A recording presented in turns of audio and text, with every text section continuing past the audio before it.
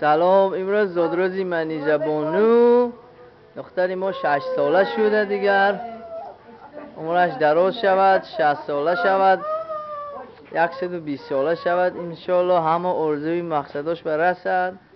دختری زیبا امروز با همراه دوستان امریکایی و با اهل خانوادهش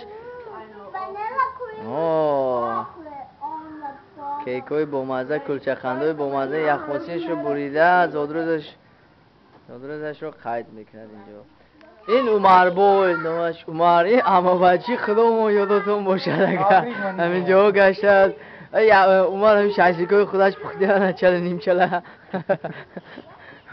در اون ناجمه سی خواه در آورده. پس همشه دوامشه